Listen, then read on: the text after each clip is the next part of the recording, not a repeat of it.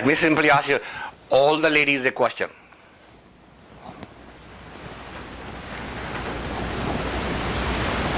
If you are truly in love with your man, and your man says, doing this makes me happy, would you say, if that makes you happy, by all means, you got my vote, you got my support?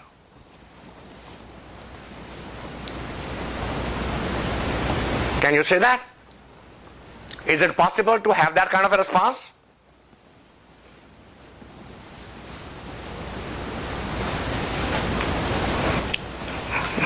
Crash is really having fun.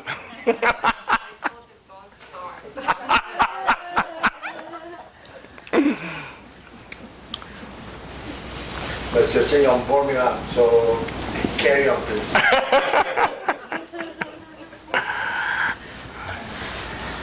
Think about it for a moment. Would the love say, how dare you?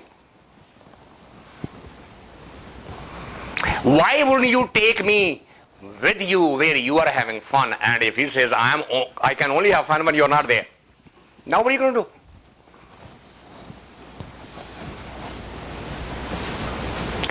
Would you want to experience the feeling of love, feeling of that sacrifice, feeling of that surrendering?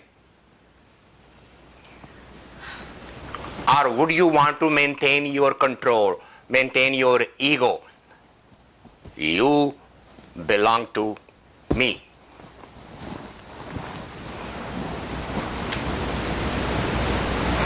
When you belong to me, if the belonging, if the control is a requirement, it doesn't matter in what. In human relationships, in material relationships, in social relationships, in business relationships. If the control is a requirement, forget, don't kid yourself, there is no love there. It cannot exist.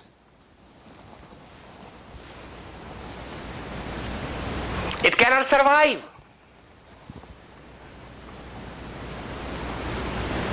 Love cannot exist in a suffocating environment. Love is not a closed fist. It's an open sky.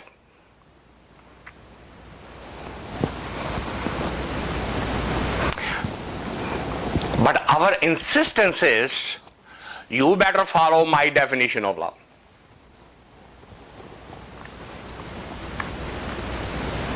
I want to control you, I want to see you, I want to know everything about you because I love you so much.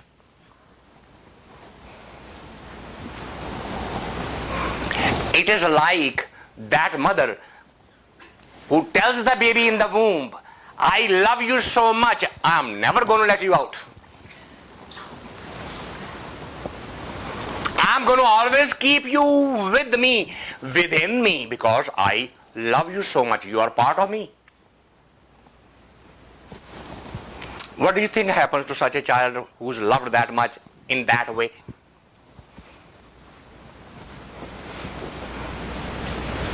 That very womb will become the tomb for the child as well as for the mother.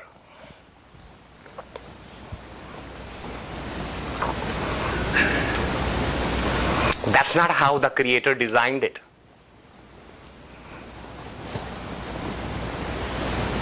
A perfect love, a true love. If you want to experience it, that's the condition. It's your choice.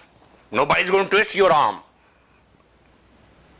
and say, you better know and experience the true love. You will complain all the time.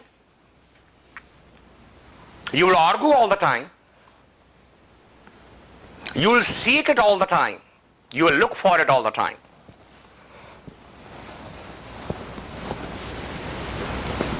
But the condition will always be this: you don't love me anymore.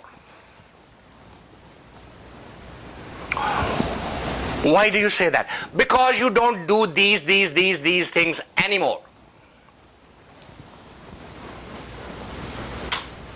So what is that telling you? So it wasn't the love for the person. It was these things that the person does for you. The love was for those things, those needs that were being fulfilled. Person was just a means to fulfill those needs. And if the needs are being fulfilled, love disappears.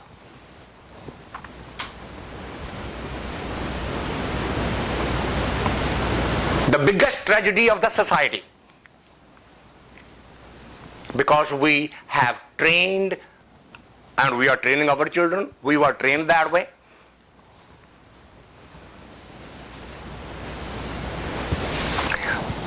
Don't you let anyone take advantage of you. Isn't that a common advice to the child by every parent? Now you tell me, how's that child ever going to experience the love? Because he's constantly watching, is somebody taking advantage of me? There will always be a doubt, a question, a query. Why is this person doing this for me? Must have an ulterior motive. Is it not?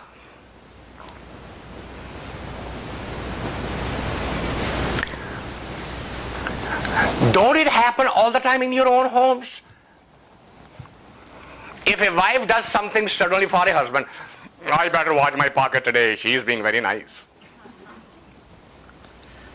Is it not? And doesn't it happen same thing? If the man is being nice, the immediate query, what's the matter? Why are you being so nice today? So to be nice, I have to have a reason. And then we say, the love doesn't exist. How can the love exist? We strangle the love with our own hands. We knowingly kill it. Because, as I said last time, love requires 100% sacrifice. What does unconditional love means? If you want to know what the unconditional love is, think of your Creator. The Creator knows how to love unconditionally. Does He not? Or if you want to call it, does she not? I'm okay with it.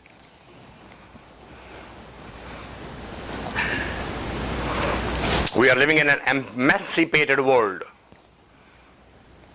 So we want to see that creative energy with our own labels.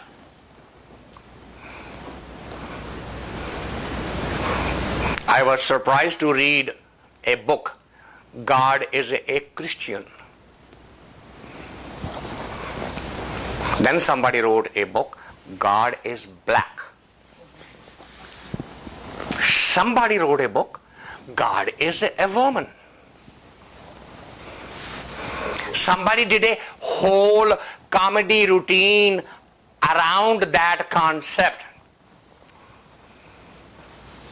And if you want to see that routine, it's available on the YouTube. Ellen DeGeneres.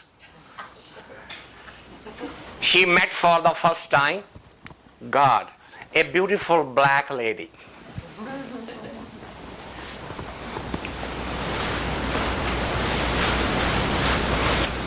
We want to make our Creator as small as our thinking is. We want to fit into that thinking, into that model.